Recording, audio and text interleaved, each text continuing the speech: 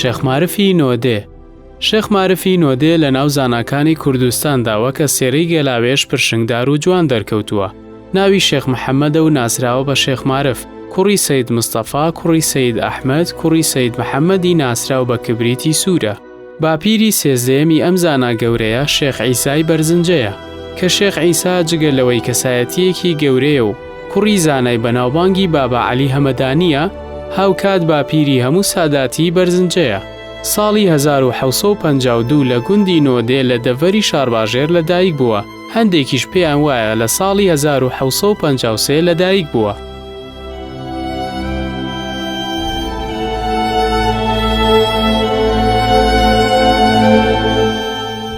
شێخ معرفی نۆدێ لە ساڵی 1752 میلادی یان هەندێک لە سەرچاوەکان ئاماژە بەوەکەن کە لە ساڵی 1753 میلادی لە گوندی نۆدێی سەر بە ناحیە بەرزنجەی قەزای شارباژێر لەدایک بووە. شێخ معرفی نۆدێ لە سەردەمی سلێمان پاشای بابان کە پێنجەم ئەمیری بابانەکان بۆ ژیاوە. شێخ معرف طبعاً مەذهبی سنی شافعی بووە و لە مەدارس عەقایدەکانی ئیسلامیشە عەقیدەی ئەشعەری بووە. شێخ معرف هەر لە منداڵیەوە طبعاً پێشوەی باسی ژیانی منداڵی بکەین، شێخ معرفی نۆدێ خۆی ناوی شێخ محەممەدە، معرف نازناوەکەیەتی، کوڕی سەی مستەفای سێ ئەحمەی سێ محەممەدە کە بە کبریت الئەحمەر ناسراوە. سێیانزەیەمین باپیری شێخ معرف سێ عیسای بەرزنجەیە کە کوڕی بابا عەلی هەمەدانیە. بابا عەلی هەمەدانی کێ بووە لە زانە دیارەکانی سەدەی هەشتی هیجری، چەندین دەیان کتێب و نووسرا و دانراوی لە زانستە ئیسلامیەکان بەگشتی و زانستی تەسەووف بە تایبەتیدا هەبوو، وەکو کتێبەکانی دەخیلەت الملوک، شەرح ئەسماء الله، هەروەها شەرح القەصیدەة الهەمزیە، کتێبی ئەسرار النقطة، هەروەها شەرح فصوص الحکم. شێخ معرفی نۆدێ هەر لە منداڵیەوە دەستی کردووە بە خوێندن و خوێندنەوە. باوکی لەسەر دەستی باوکی قورئانی پیرۆز و بەشێک لە زانستی سەرف و نەحو و فقی خوێندووە. کاتێکە لە مناڵیەوە زۆربەی ژیانی بە سەفەر و گەڕان لە پێناوی بەدەستهێنانی زانست و زانیاریدا بەسەر بردووە. شێخ معرفی نۆدەیەکێ بۆ لە کەسایەت و پیاوە گەورەکانی ڕۆژگاری خۆی و سەردەمی خۆی لە ساداتی بەرزنجەیە. ساداتی بەرزنج و شێخانی بەرزنجەشە زانن لە ڕۆژێکەوە کە لە ساڵی 1960 ئەو دەوروبەرەوە هیجریەوە کە هاتوونەتە کوردستانەوە وەکو خانەوادەیەکی ئاینی و تەریقەتی و ئیرشادی خەڵکیان کردو، کاریگەریەکی زۆریان هەبووە لەسەر دەڤەری سلێمانی و سنووری میرایەتی بابان. شێخ معرفی نۆدێیش کە لە ساڵی 1752 لەدایک بووە، ئەو ڕۆژگارە پایتەختی میرایەتی بابان لە قەڵاچوالان بۆ قەڵاچوالان تا ڕادەیەکی باش لەو سەردەما کە سلێمان پاشای کوژرا و سلێمان پاشای گەورە سلێمان پاشای مەقتول میری بابان و کە گرنگێکی زۆری بە خوێندن و خوێنەواری و مەدرسە و عولەما و زانایان داوە، یعنی سەردەمێکی باش بووە. ئەو چانسەی هەبووە شێخ معرفی نۆدێی لەو ڕۆژگارە لەدایک بووە. لەو سەردەما کە ئەو چۆتە قەڵاچوال لە نۆدێ و چۆتە قەڵاچوالان خوێندوێتی و پایتەختی میرایەتی بابان بووە. ژمارە عالمی زۆر گەورەی تیا بووە، غەزایەکانی تیا بووە، بنەماڵی مەردۆخی ساداتی مەردۆخیەکانی تیا بووە، کۆمەڵێ مەدارسی گەورەی تیا بووە. ئەمانە وای کردو کە شێخ معرفی نۆدێی پێگەیەکی بەهێز و زانست و زانیاریەکی بێتە زانایەکی گەورە. ئەوانەی کە مامۆستای بوون ماوەیەک چۆ بۆ هەزار مێر بۆ لای ئیبن الحاج دەرسی وەرگرتووە و بەیتوشیش لەوێ بووە کە بێتوشی لەوێ و مەلا عەبدوڵای بێتوشی ئەوی زانایەکی گەورەیە. شێخ معرف کۆمەڵێ شێعری و شتی خۆی بۆ خوێنێتەوە، کۆمەڵێ باسی قەزای علمی و سەقافی وانەی بۆ کردووە. ئیتر مەلا عەبدوڵای بێتوشی زۆر مۆعجەب بۆ پێی بۆ زانیوێتی کە ئەمە داهاتوێکی زۆر پرشنگداری ئەبێ. هەروەها مەلا محەممەدی غەزایی ئەوی جێکێک بۆ لەوانەی کە دەرسی بە شێخ معرف وتووە و سوودی لێبینیوە. ئەم سێ زانای زۆر گەورە بوون و توانیوێتی شێخ معرف سوودیان لێبینێ، هەر ئەوانیش ئیجازە علمیەکەیان ناوەتەیە. لە قەڵاچوالان چەند مەدرسەیەکی تیا بووە، مەدرسە گەورەکانی پیاوتە زۆر مەدرسە بە ناوی مەدرسەکەەوە مەشهور بووە. مەسەڵەن مەدرسەی گەورەی قەڵاچوالان یا مەدرسە ئەساسیەکان مەدرسەی غەزایی بووە کە مەلا حەمەدی غەزایی سەرپەرشتی کردووە. مدرسەی غەزایی قەڵاچوالان شێخ معروف في ڕەحمەتی طبعاً کە چۆتە قەڵاچوالان لەو مەدرسەی خوێنوێتی لەلای مەلا حەمەدی غەزایی. مەدرسەیەکە بۆ پێوتە مەدرسەی مەلا حەمەدی بارەیی، ئەوە مەلایەکی گەورە بوو مدەڕیس بووە لە قەڵاچوالان. مدرسەی کە هەوە مەسەڵەن شێخ وەسیمی سنەی دوایی هاتووەتە ئەوێ. شێخ وەسیم یەکێک بووە لە عەلامە هەرە گەورەکانی مەدارسەکانی قەڵاچۆلان مەلا مستەفای گۆڕەدێمی یەکێ بووە لە علامە گەورەکانی مەدرسەکانی قەڵاچۆلان. بەڵام مەدرسەی غەزایی قەڵاچۆلان دیارە زۆربەی هەرە زۆری مەخطوطەتەکان لەو مەدرسەیە بووە، سەرپێشتی بەلا هەمووی غەزایی و مەدرسەکانی مەدرسەی غەزایی بووە. بەڵام کە شێخ معروف ئەچێتە قەڵاچۆلان ئەبێ بۆ مدەڕیس دوای تەواوکردنی دوایەوە ئیجازەی عیلمی هەر لە مەلا هەمووی غەزاییش وەرەگرێ تاوان پێشتر لە سەرەتا چۆتە ئەوێ خوێندوێتی دوایی کە مەشاکل و شەڕ ڕوویاوە لەو ناوە چۆتە بەهۆی سلێمان پاشای مەقتولەوە چۆتە هەزارمێرد لای ئیبن الحاج دەرس خوێنێت. ئیبن الحاجیشەکە لە علامە گەورەکان و مامۆستا ئەویش و بێتوشیش بووە. دوای ئەوە هجوومێکی ئێرانی بڵێن جێشی ئێرانی زمانی سەفەویەکان ئەبێ بۆ سەر کوردستان و بەرەو مووسڵ ڕاتەوە ئەمانە ئیتر مەشاکل ئێرە زۆرە بێ. ئیبن الحاج ئێرە بەچێ هێڵێ بەچێ بۆ ئاکرێ لە نزیکاکە دیەکی پێ لە زیناتە لەوێ ئەمێنێتەوە هەر لێ ڕفاتەکە ئیبن الحاج تەعاان لەم فترەیە هەر بە ڕۆشنی ئیبن الحاج شێخ معروف ئەگەڕێتەوە بە قەڵاچۆلان و لای مەلا هەمووی غەزایی ئەوەی کە ماوێتی تەکمیلیە کات کە وازە مشتێکی زۆری شێمەوە ئیجازەکە لە وەرەگرێت و دوای ئەچێتە نۆدێ و لە نۆدێ چەند ساڵێک ئەمێنێتەوە تەدریسەکە مەدرسەی خۆیان هەبێت لە نۆدێ مەدرسەی زەمانی باپیریە بێ هەر لە زمانی شێخ هەمووی نۆدێ و عەلمیە و مەدرسەیە دوایتر بەنگێکەوە قەڵاچۆلان و یەتە قەڵاچۆلان و لە عینی مەدرسەی غەزایی بە مدەڕیس. شێخ معروف لە تەمەنی 12 ساڵیە ئەبێ کە کاتێک سلێمان پاشای بابان لە کۆشکەکەی خۆیدا بەدەستی قوتابیەکی خۆی دەکوژلێت. ئەم ڕووداوە کاریگەری زۆر ئەکاتە سەر شێخ معروف و زۆر بێتاقەتیەکە بۆیە بڕیار لەدا قەڵاچۆلان بەجێ بێڵێ و ڕوەکاتە گوندی هەزارمێرد لەوێ ئەچێتە قوتابخانەی مەلا محەممەدی ئیبن الحاج.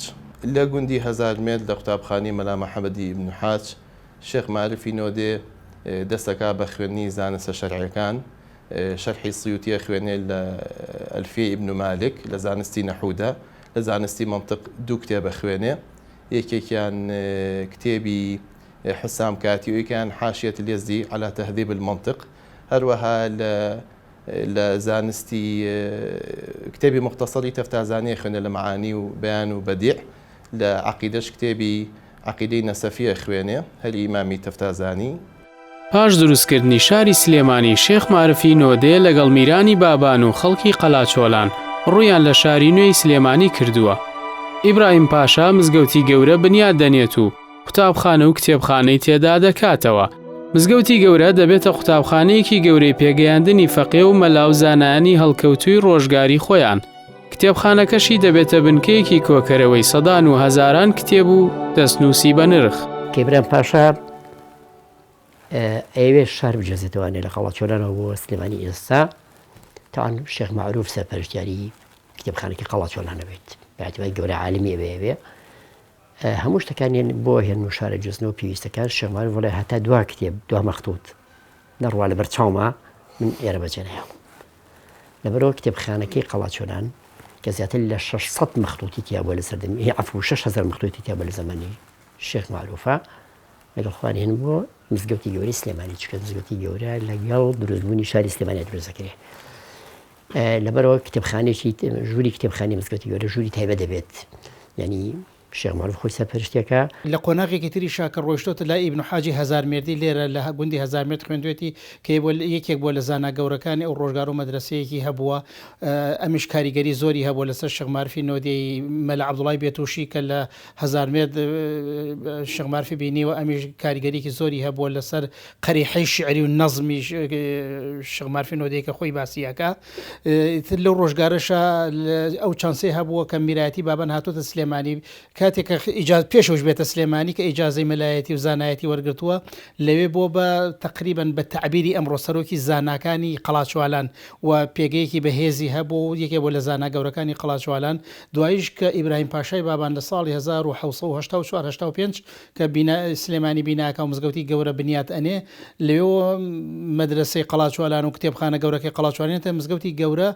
ئەو کەسەی کە ئیکا بە ئیمام و خەتیب و بەڕێوەبەری مزگەوتی گەورە تقریبا مزگەوتی گەورە ئەگە سێری بکەی لەو ڕۆژگارە لە دەرەوەی شار دروستکراوە دەوری زانکۆیەکی ئەمڕۆی بینیوە لە هەندێک سەردەما 300 تا 400 فەقەی تیا بووە بە پێی هەنێ بەڵگە و نامەکە هەتا ئێستا نامی دەسووت ئێستا ماون شێخ معروفی نۆدەی بۆ بە هەم ڕابەری تەریقەتی قادری هەم بەڕێوەبەری مزگەوتی گەورە و ئیمام و خەتیب و مدەڕیسی مزگەوتی گەورە بە تەعبیرێکی تر دەسەڵاتی ئاینی بەدەست شێخانی بەرزنجەوە بووە. کاتێک برایم پاشای بابان مرکزی ئەمارەتەکەی هێنێتە سلێمانی، شێخ معرفی نۆدێ شێتە سلێمانی و لێرە لە مزگەوتی گەورە ئەبێ بە مامۆستا.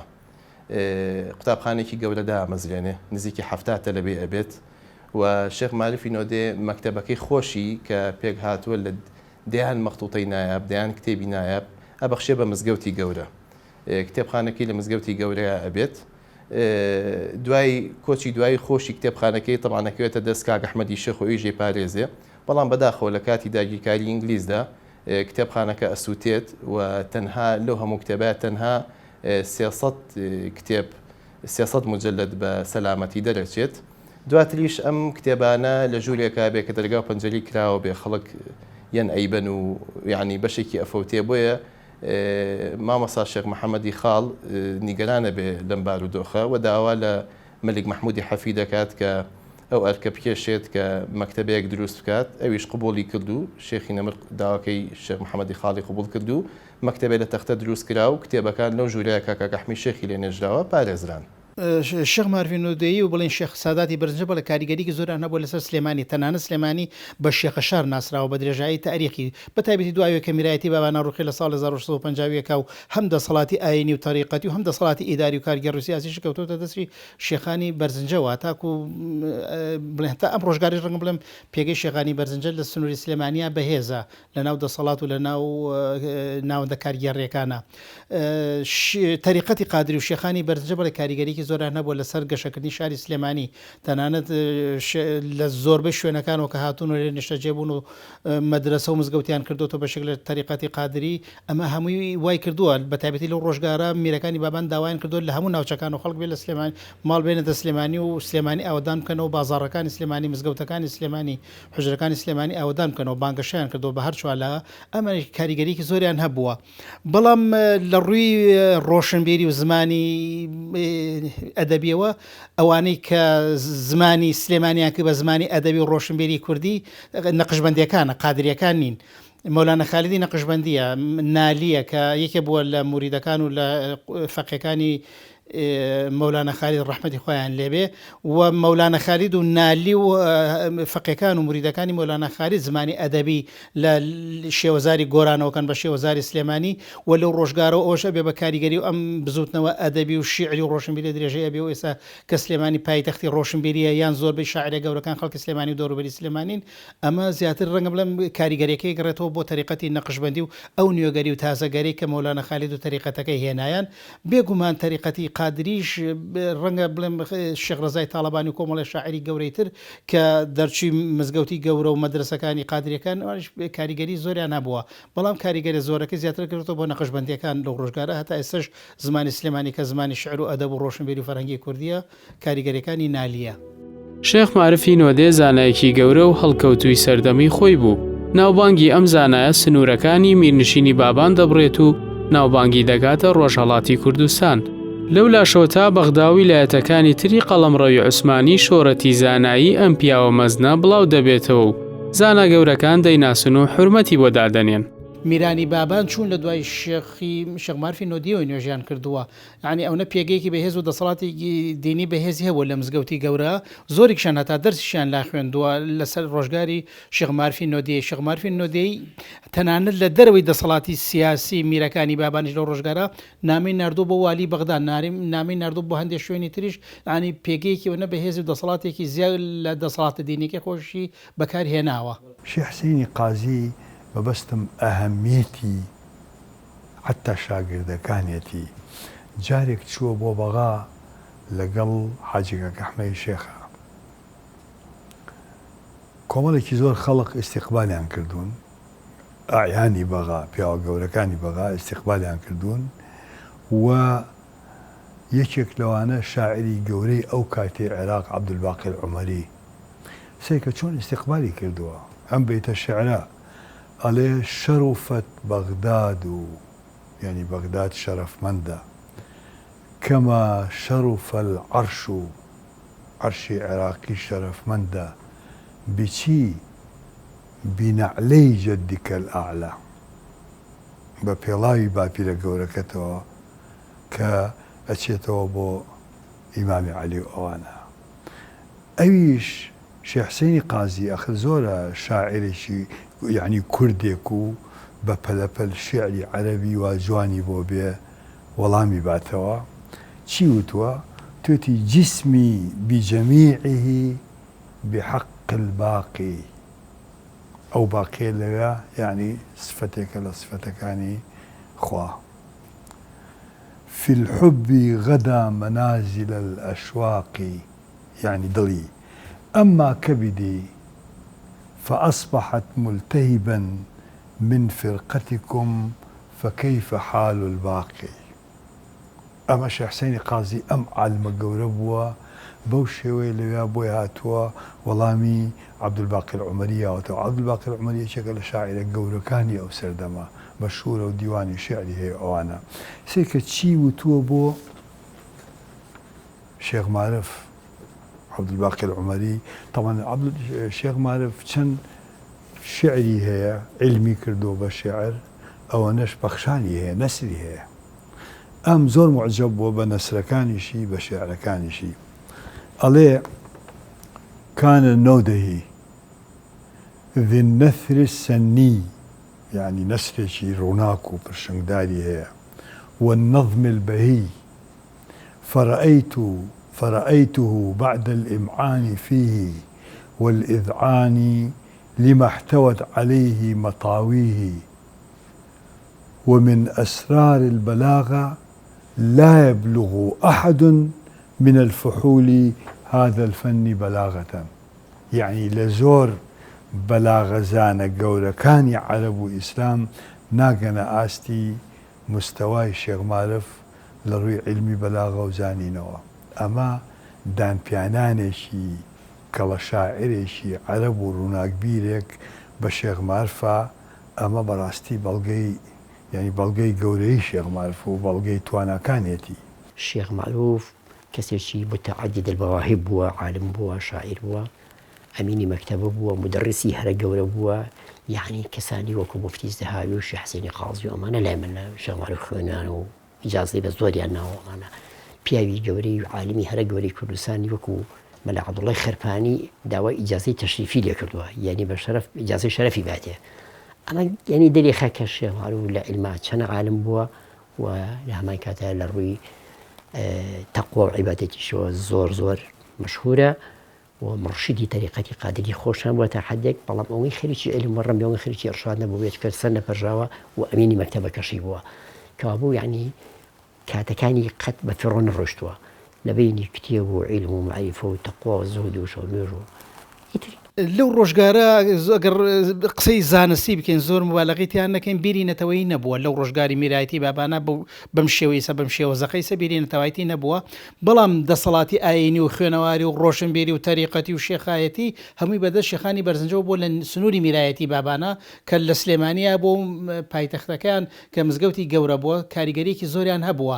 تەنانەت ئەوانەی کە هاتوون لێکۆڵیانە کردو لەسەر مێژووی میرایەتی بابان بە بەشێک تەریقەتی قادری و شێخانی بەرزنجە بە بەشێک لە دەسەڵاتی میرایەتی بابان باس ئەکەن و مێژۆکەیان ئەنووسنەوە و کاریگەریکی زۆریان هەبوو و پێگەی میرایەتی بابانیان زۆر بەهێز کردووە. شێخانی بەرزنجە و هاوکاریان بوون وەلایان بۆیان هەبووە و تقریبن وەلایشان هەبووە لەگەڵ ئەستەمبوڵەکە ئەمانیش بڵێن والی و میری میرانی ئەستەمبوڵ بوون هاوکاری ئەوان بوون. بە تایبەتیش کە لە ساڵی 1911 کە مەولانە خالدی نەقشبەندی دێتەوە و تەریقەتی نەقشبەندی بڵاوە کاتەوە جۆرێک لە ململانێ لە نێوان قادری و نەقشبەندیاکە دروست بووە. ئەگەر سەیری مێژوو بکەین سەیر دەکەین میرەکانی بابان پشگیری و لایەنگیری قادریەکانیان کردو چونکە قادریەکان بەشێ بوون لە دەسەڵات. نەقشبەندەکان ئیتیجاهێکی تازە ینی بزوتنەوەیکی تازەی تەریقەتی و سۆفیگەری ڕەخنەگر بوون. تەنانەت مەولانە خالید ئەوەنە پێگەی بەهێز بووە بینەکانی بابانی سوێن داوەکەی تر فێڵ و گزی لە یەکتری نەکەن و سەفەوی و ڕۆم و عەجەم نێن بۆ سەر یەکتری.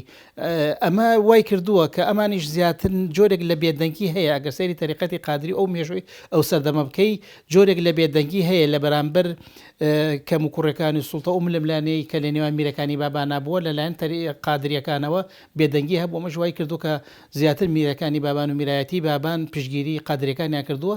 کاتێکیش مەولانە خالید هەستی بەمە کردووە ناچار بۆ سلێمانی بەجێ هێشتووە. تەنانەت نامی دەستنووسی مەولانە خالیدمان هەیە خۆی گلەیەکە لە محمود پاشای بابان کاڵێ تۆ هەڵوێستی باش نەبوو من ناچار بووم لە ساڵی 1920 بە یەکجاری کوردستانی جێڵاوە. ئەمانە هەموو بەڵگەیە کە تەریقەتی قادری و شێخانی بەرزنجە بەشێ بوون لە میرایەتی بابان و پێگە و بەردەوامی میرایەتی بابانیان بەهێز کردووە. من شتێکە لە من مبالغە ناکەم بڕوا ناکەم مبالغە بە ئینشەڵڵا. لە سەردەمی شێخ معروف عالمی گەورە هەبوون لە کوردستانە. مەسەڵ مەلا عەبدوڵڵای خەپانی یەکێکە لە عالمە گەورەکان، ئیبن ئادەمی باڵەچی کە زۆر قەیبەتی خۆشە لەگەڵ شێخ معروفە یەکێک لە عالمە گەورەکان کە شێخ معروف زۆر جا داوای لێ کردووە کتێبەکانی بۆ شەرحەکە. مەلا عەبدوڕەحمانی جەلیزادە و مەلا عەبدوڵڵای کوڕی هەروەها بەلای حیمزۆری ئەمانە پەیوەندی باشە لەگەڵ شێخ معروف بووە. ئالوسی شابەدینی ئالوسی وەسەنای ئالوسی خاوەنی تەفسیری ڕوح المعانی کە مڕاسەلاتیان هەبوو لەگەڵ شێخ معروفە. شێخ معروف داوای ئەوەی لێ کردووە کتێبی بۆ شەرحەکە. یعنی وعدیشی یاوەتی وتوتی ئێستا تەفسیرەکەم تەواوکەم بەئیزنی خوا خۆم تەرخانەکەم بۆ شەرحکردنی کتێبەکانی جەنابەت. بەڵام ئیتر قەدەری خواوەوە شێخ معروف دوای چەند ساڵێکی کەم دووە وەفاتی کردووە. ئەم شێخ معروف تەئسیری لە چەند ڕوویەکەوە هەبووە. یەکەم ڕووی عیلمیەوە، گەورەترین مەدرسەی عیلمی ئەم ناوچەیە مەدرسەی مزگەوتی گەورە بووە. وەخت هەبووە وەکو خۆی لە ڕسالەیەکە نووسێ بۆ والی بەغا ئەڵێ ئێمە کات هەبووە لەم قوتابخانەی خۆمانە 7 تەلەبە بووە، 7 تەلەبە لەم مەدرسەی ئێمە خوێندوێتی مەدرسەی مزگەوتی گەورە بووە. بەڵام ئێستا ئەستەرەبات و قەلاقیل و هاتنی شەڕ و شۆڕ و جێیشی ئێرانی و جێیشی عوسمانی و ئەمانە کە بم ناوە هاتوونە ناڵێ وای لە تۆ هینێک ئاڵێ ئێستا وەزعەکەمان خراپ بووە بۆ بە 10 تەلەبە کابوو لە بینی مەدوو جەزرا بووە. بەڵام لە هەموو کاتێکە شێخ معروف بۆ 1 دقیقەش لە تەدریس دوانەکەوتوو دەپچڕەوە. کابوو لە ڕووی عیلمیەوە مزگەوتی گەورە جامیعەیەکی ئەم مەنتیقەی ئێمە بووە، جامیعە بووە و سەرۆکی جامیعەکە و مدەرسی جامیعەکە و کۆڵەکەی جامیعەکە چێ بووە؟ شێخ معروف بووە. و شێخ معروف تەعەن چەند مدەرسێکی کەشیە ناو هاوکاری بوون لە مادەکانە، بەڵام خۆی مەرجع بووە. دووهەم شێخ معروف مرشیدی تەریقی قادری بووە کابوو لە ڕووبشەوە هەر دۆری هەبووە. شێخ معروف وەکو عەزم کردی ئەمینی کتێبخانەکە بووە کابوو کتێبخانەکەی مزگەوتی گەورە گەورەترین سەروەی عیلمی و سەقافی سلێمانی بووە و میرەکانی بابان زۆریان بە فەقێتی لە خزمەت شێخ معروفە خوێندویانە. لەبەرەوە شێخ معروف لە ڕووی عیلمیەوە، لە ڕووی سەقافیەوە، لە ڕووی تەریقەتەوە، لە ڕووی دینیەوە لە هەموو ڕۆکانەوە تەئسیری گەورەی هەبووە و مەرجعێکی ئاینی گەورە بووە. و شێخ معروف مەرجعی هەر خەڵکەکە نەبوو بە عامەکە خەڵکەکە مەرجعی عولەماکانیش بووە. قەولی فەسڵ وەکو عەرەبەڵێ لای شێخ معروف بووە.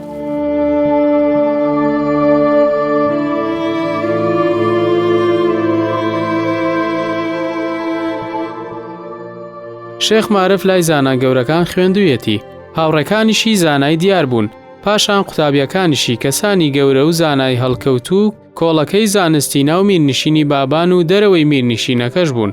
ئەوانەی کە خوێندکاری ئەو بوون، خوێندکارەکانیشی هەمووی زانای گەورە دەرچوون لە مستەقبەلا، مەسەلا شێخ مەحموودی بەرزنجی، شێخ معروفی خەرپانی و شێخ عەبدوڕەحمانی تاڵەبانی و مفتی زەهاوی و مەلاحمەی مفتی، ئەمانە هەموو خۆشیان لە دواییا بوون بە زانای گەورە. طبعا لە قوتابخانەکەی شێخ معرفی نۆدە لە مزگەوتی گەورە دەیان قوتابی و دەیان زانا و ئەدیب تێدا پەروەردە بوون، وەک زانای بەناوبانگ مفتی زەهاوی، وەک شێخ حسێن قاضی، وەک شێخ مەحموودی بەرزنجی و هەروەها شێخ بابە ڕەسوولی ئیبن و سەی محەممەد. یەکەم زانای کوردە کە لەگەڵ گواستنەوەی شاری سلێمانی هاتوۆتە سلێمانی، ئەتوان بڵێ یەکەم زانای کوردە و یەکەم مەدرسەی علمی کوردی لە سلێمانی کە دەیمەزرانە شێخ معروفە. یعنی یەکەم کەس بووە کە بە کۆڵی علمی زۆرەوە هاتوو علمی لە سلێمانی بڵاو کردوتەوانێ.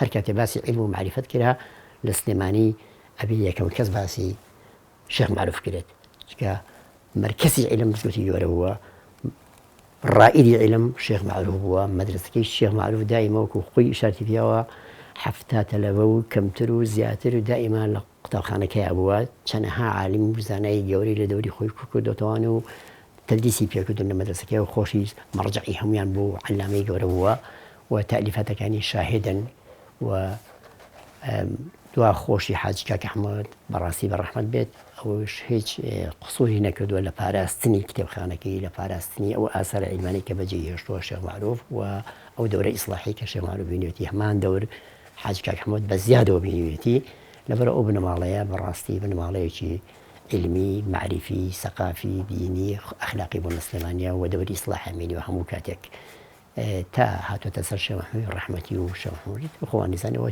ئەو کاتە یەنە ناو دنیای سیاسەتەوە بەڵام پێشتر هەر لە دنیای علم و معرفە و سەقافەتا بوون تا زمانی شێخ محەممەد یان لەوانەشە پێش شێخ محەممەد تۆزێک شێخ سەعید باوکی شێخ محەممەد تۆزێک سەیری لە سیاسەت خۆرا بێ بەڵام ئیتر ئەوان ئەوەی خزمەتی علم و دینیان کردووە ئەوە دوور بوون لە سیاسەتەوە هیوادارم ئینشەڵڵا کە زانکۆی سلێمانی بە تایبەتی بەڵام زانکۆی سلێمانی یا دەستگا سەقافیەکانی ترمان ئاوڕ بنەوە لەوەی کە گرنگە زەمان هەر چۆنێ بێت میزانی حکوومەت هەر چۆنێ بێت میهرەجانێکی گەورە یاخود مؤتەمەرێکی زۆر گەورەی جیهانی بۆ شێخ معروف کرێ نەک مؤتەمەرێکی مەحەلیش مؤتەمەرێکی گەورەی جیهانی بکرێت و تەنەها بەحسی بە پێز و کتێب و شتیوا لەسەر شێخ معروف چاپ کرێت.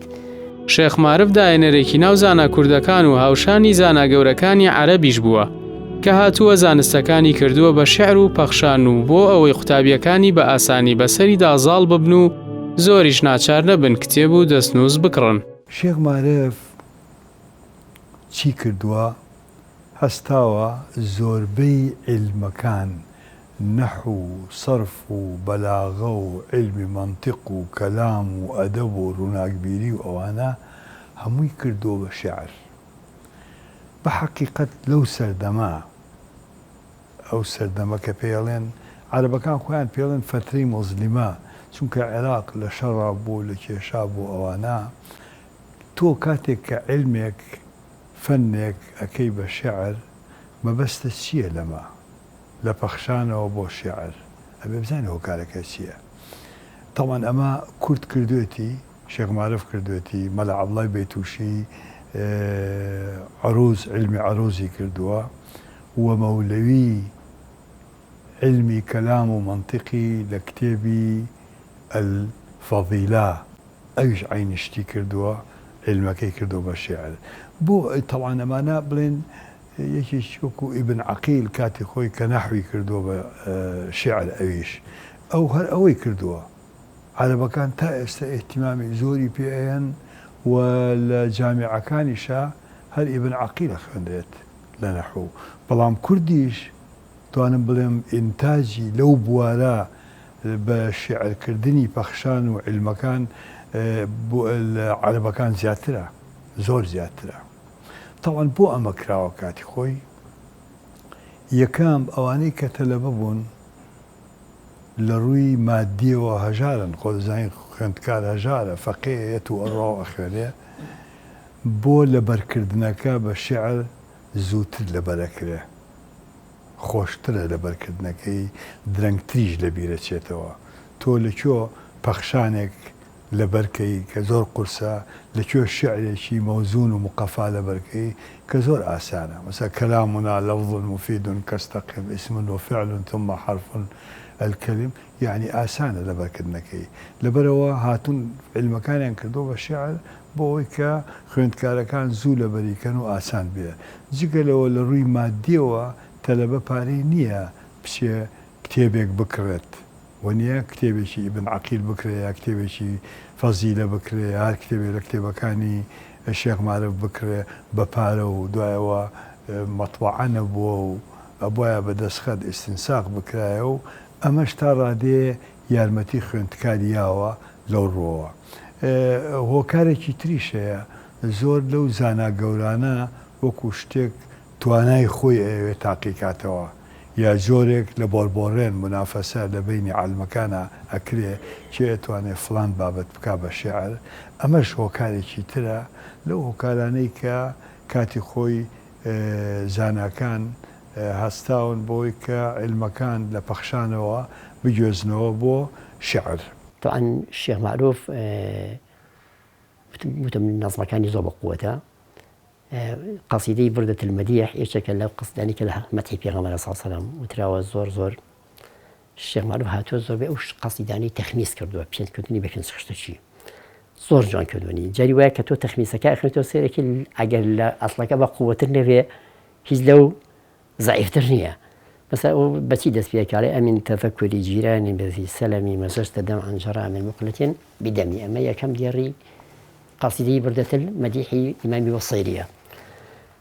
الشيخ معروف شلون تخميسي كردوها عليه لما علمت بطرف منك منسجمي وظننت فيك غراما غير منحسم فقلت قل لي برب البيت والحرم أمن تذكر جيران بذي سلمي مزجت دم عن جرام مقلة بدمي يعني سيري كتشن جوان بسيطي يعني أبيني كسرتاك كاتشتنا أقرب قوة النبي لكلمة أمن تذكر جيران بذي سلمي ضعيف ترنية يعني كابو الشيخ معروف ناظمێکی بەقوت بووە شاعیرێکی بەهێز بووە بەڵام زۆربەی هەر زۆری شێعرەکانی الشيخ معروف یا لە مەدحوستایشی پێغەمبەر صلی الله علیه و سلم یا هاتووە ئەم علم زانستانی کردووە بە شێعر کە پێوتە شێعری تعلیمی یعنی ئەو شێعرە بۆ کە علمەکەت فێرەکە علمێکە فێرەکە زانستێکە فێرەکە چکە وەختی خۆی چاپخانە نەبوو خۆتانی زانن چاپخانەشە نەبوو کتێب چاپکردی وەکو ئێستا هەموو بەدەست نووسراوەتەوە فەقێ و خوێنەوارەکانی ئەو کاتە ئەگە کتێبیشان کڕی بێ بە گیران دەستیان کەوتووە یا دەستیان نەکەوتووە.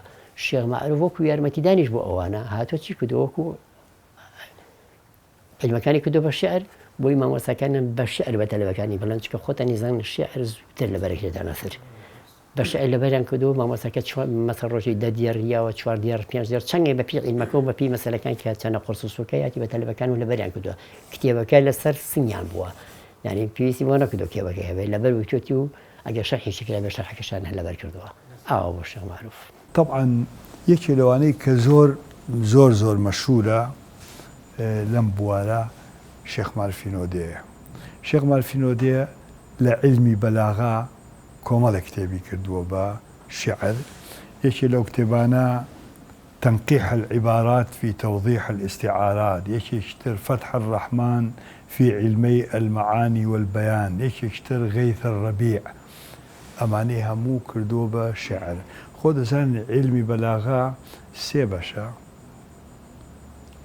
بەیان معانی بەدیع هەندێک بەشێکی تریشیان بۆ جا کردووە ئەلفەساحە زیاتر پەیوەندی بە کەلیمەوە ئەوانەوە هەیە ئەم هاتووە ئەمانەی هەموو کردووە بە شێعر و بە تایبەتی کتێبێکی کە لەسەر بەدیعە علمی بەدیعی گەیاندۆتە 52 فەن ئەم 52 فەنە لای زۆربەی عەرەبەکان هەمووی نەناسراوە ئەوەی لە جەواهیر البەلاغا و لە ئەوانە هەیە کەمترە لەوە بەڵام ئەم ئیسفادەی لە بڵێن یەکێکی تر کردووە کە مەغریبیە لەوی وەرگرتووە توانیوێتی ئەو کتێبە بدانێت طبعا من ئەو کتێبەم تحلیل کردووە و شەرح و نەقد و ئەوانم بۆ کردووە و تەرجیحاتم بۆ کردووە و توانایی شێخ معروفی نۆدێم دەرخستووە.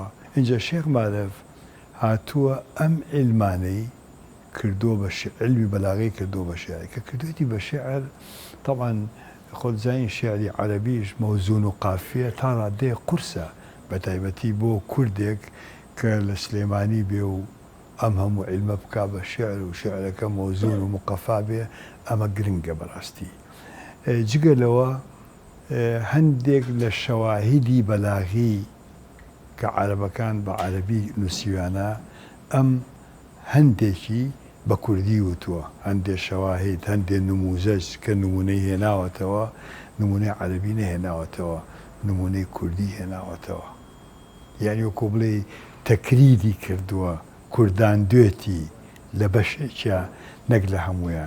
اینجا لە هەندێک شوێنی ترە بەعزێ بڵێن جیاوازی سراع هەیە لە بینی سەکاکی و لە بینی قەزوێنیە دوو عالمی گەورەی بەلاغەن ئەم تەرجیحاتی خۆی هەیە هەندێجار لایەنی سەکاکی ئەگرێ هەندێجار لایەنی قەزوێنی ئەگرێ بەڵام قەزوێنی پێ باشترە لەو یعنی ئەوی پێ باشترە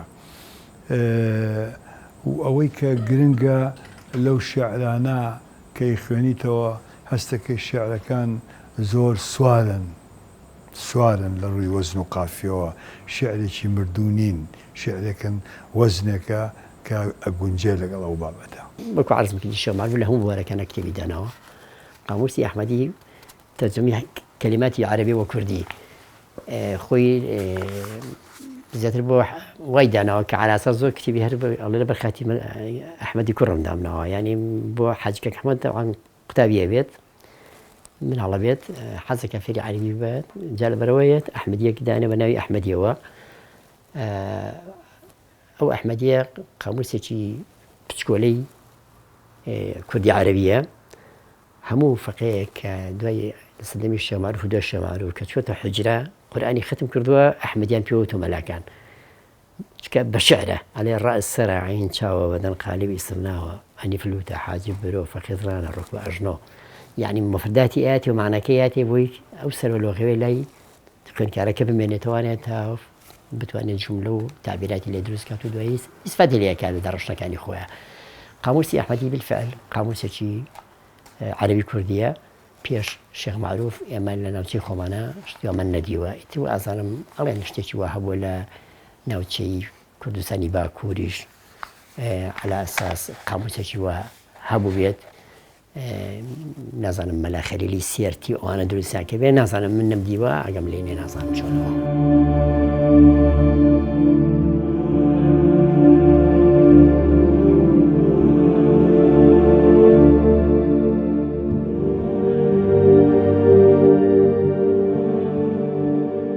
شێخ معرف یەکێکە لە زانا پڕبەرهەمەکانی کورد کتێبی باش و نایابوو گرنگی نووسیوە و نووسەرێکی گەورەی بوارەکانی زانست و زانینە لە ناوزانایانی کووردا.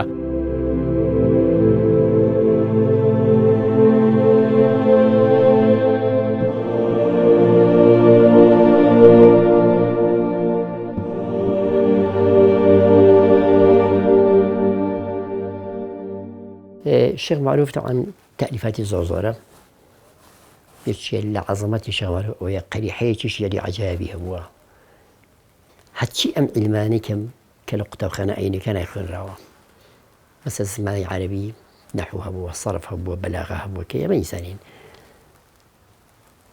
کتێبە ئیسلامیەکان ئەمە فیقهە ئەمە ئوسولی فیقهە ئەمە حەدیثە ئەمە علومی حەدیثە ئەمە علومی قورئانە ئەمە مەنطقە بەلاغەیەکە ئەوانش فەلسەفە و مەنطق و بەلاغە شتێکە ڕاوی ئەمە ئیسلامیەکانە کردومە علمی کەلامە ئەمە ئادابی بەحث و مناظەرەیە شێخ معروف لە هەر هەمیانی کردو بە شێعر نەظم بەڵام چۆن نەظمێک سەهل ممتەنیع یعنی کەس ناتوانێت تەقلیدی بکاوکۆ عەرەبیەکی زانیوە وازانی عەرەبی ئەمڕۆیە یعنی عەرەبیەکی زانینەکەی زۆر بە قووەت بووە ئوسلوبی زۆر ڕەوانە لە نووسینە بەڵام زۆر محکەمیشە لەبەرەوە زۆربەی هەرە زۆری ئەم کتێبانە یان ئەم عیلمانەی کردو بە شێعر ئیتر مەسەل هەیە 200 دیێڕا هەیە 1600 دیێڕا هەیە 2000 دیێڕا هەیە کەمترە هەیە زیاترە بەو شێوەیە زائیدەن ئەوە چەندەها ڕیسالەی هەیە لە ئەدعیە و سەڵاواتدانە یعنی ئەوەش هەر شێخ معروف طبعاً زۆر خۆشەویستی بێ سنووری بە پێغەمبەر صلی الله علیه و سلم معلومەیتە بووە زۆر عەجیب و عشق یعنی گەوتە حەدی عشق جا لەبەرەوە کە پێغەمبەری صلی الله علیه و سلم زۆر خۆشویستووە زۆر ڕیسالی هەیە هەمووی مەدح و سەنا و ستایش و سەڵاواتدانە لە پێغەمبەر صلی الله علیه و سلم هەمووشی بە شێعر بەنەزم کردووە لەبەرەوە مؤلفاتەکانی شێخ معروف ئەوەی تا ئێستا هەیە و کەوتۆتە بەردەست زیاتر لە 60 کتێبی هەیە 60 کتێبی هەیە و مەجموعە کامیلەیەکی چاپ کراوە بە 8 بەرگ لە ساڵی 1984 وەزارەتی ئەوقافی عێراقی سەرپەرشتی کردووە و چاپی کردووە لوزنیەکیان بۆ دروست کردووە لە سلێمانی لوزنەکە پێکاتووە لە مامۆستا شێخ بەبەعەلی شێخ عومەری قەرەداغی خۆی گەورە تەبەری درێژکە و لەش ساخکە مامۆستاش خەتیبی ئەو کاتی سلێمانی مامۆستا شێخ حەمەی قەرەداغی و مەلا مەحموودی ئەمینی مەکتەبەی ئەوقافی ئەو کاتە مەلا مەحموودی گەڵاڵی ئەمە ئەم سێ کەسە هەڵساون بە کۆکردنەوە و ساختکردنەوەی ئەو مؤلفەتانی شێخ معروف کە هەبووە لە 8 بەرگە چاپیان کردو و وەزارەتی ئەوقافی عێراقی ئەرچی چاپدارەکەی کردتە ئەسڵی خۆی و چاپکرا و 8 بەرگەکە خراوەتە بازار بەداخەوە ینی ئەو 8 بەرگە ینی ئێستا لە بازاڕ نەماوە ئەوان چاپ کردو هەچیشیان چاپ کردو ڕۆیوە. طبعا الشيخ معرفي نودي زیاتر لە 60 نووسین و دانراوی بەجێ هێشتووە لە دوای خۆی. شێخ معرفی نودێ زۆربەی کاتەکانی ژیانی بە نووسین و خوێندنەوە و مەنزومەوە بەسەر بردووە، زۆر کەم تێکەڵاوی خەڵکی کردووە، زیاتر کاتەکانی هەوڵی داوە کە کاتەکانی بەفیڕۆ نەدات. لەم 60 کتێبەی کە شێخ معرفی نودە نووسیوێتی طبعا لە زانستە جیاوازەکاندا نووسیوێتی وەک نەحو و سەرف و بەلاغە و طبعا لە بەلاغەیە زانستی معانی و بەیان و بەدیع و هەروەها زانستەکانی تر وەکو فقه و ئوسوڵی فقه و حەدیث و ئوسوڵی حەدیث علمی حەدیث و هەروەها فەرائض و عەقائید و قەوافی و زانستەکانی تریش بە شێوەیەکی گشتی.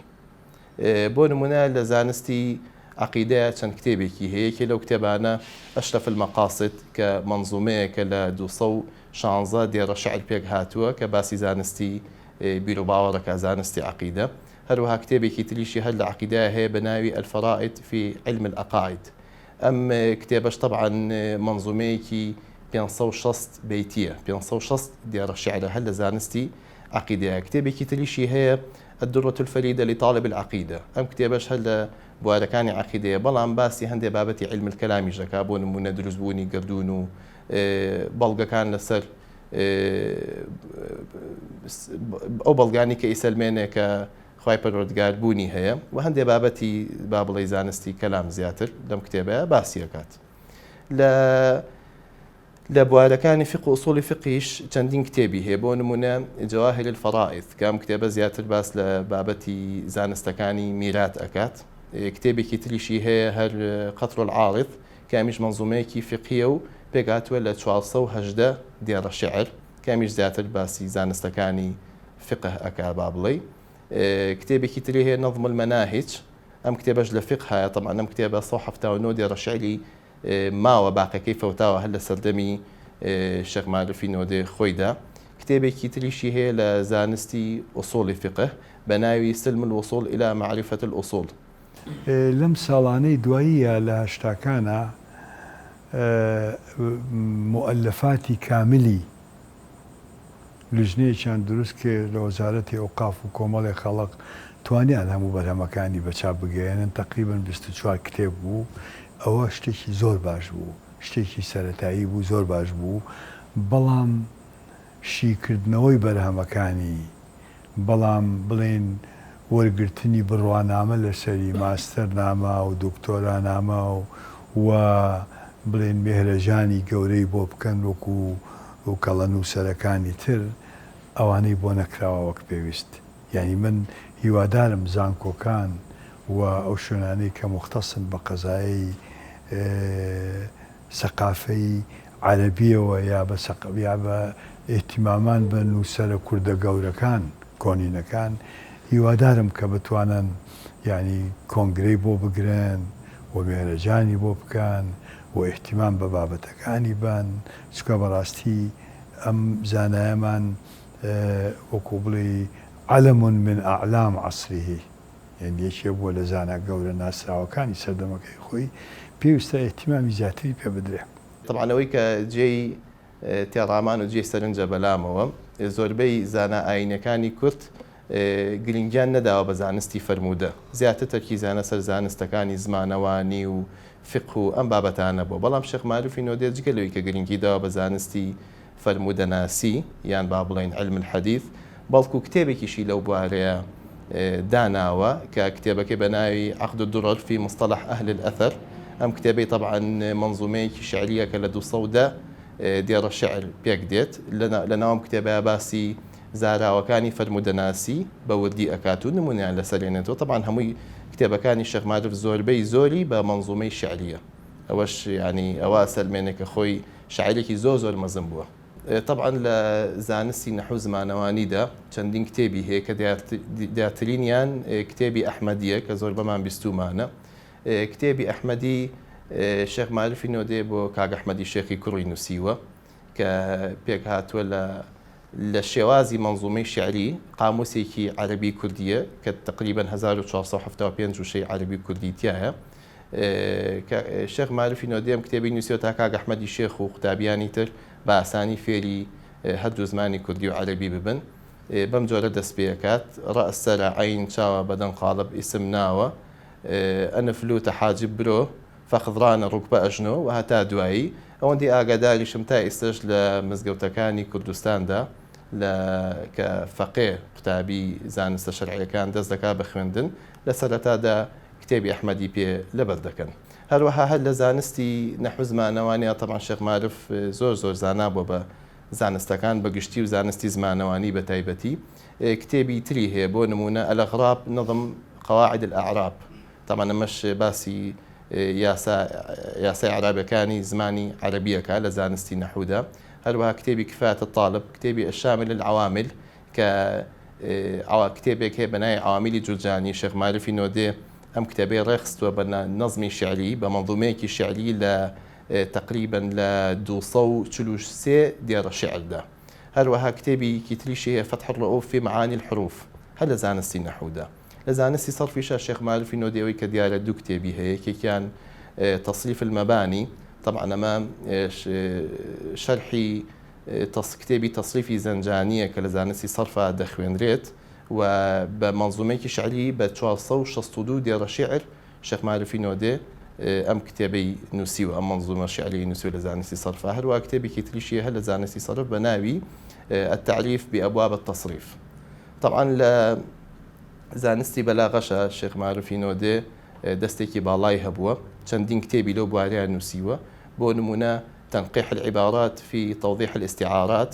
ئەم کتێبە ڕیسالەیەکی زانایەکی بەناوبانگ بەناوی سەمەرقەندیە شێخ معروفی نۆدێ کورتی کردوتەوە لە 165 دیارە شعرە. دواتر خۆشی هەر ئەم کتێبەی شەرح کردووە بە ناوی شەرح تنقيح العبارات.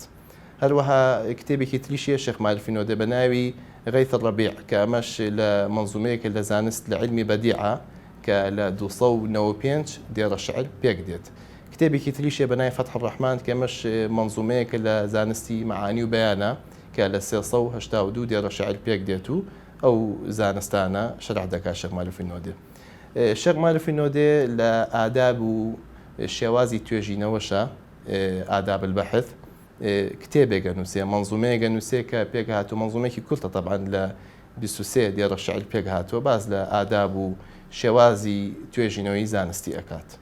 هەروەها شێخ معروفی نۆدێ دەستێکی باڵای هەبووە لە شعر و مناجات لە وەصف و سەنای پێغەمبەری ئیسلام درودی خوای لەسەر بێت نزیکەی 1550 دیارە شعری لە وەصفی پێغەمبەری ئیسلامدا نووسیوە. هەروەها جگە لەوەش لە 211 دیارە شعری بە زمانی فارسی لە وەصفی پێغەمبەری خوادا نووسیوە. ئەمەش سەلمێنەری ئەوەیە کە شێخ معروفی نۆدێ زانایەکی ئێجگار گەورە و بەناوبانگ و مەزن بووە بەڵام بەداخەوە ئێمەی کورد قەدری زانەکانی خۆمان ناگرین نەگەر لە هەر قۆمێکی تر بواە ئێستا لە هەموو زانکۆکانی جیهاندا لەسەری ئەخوێنرا و توێژینەوە کرا لەسەر.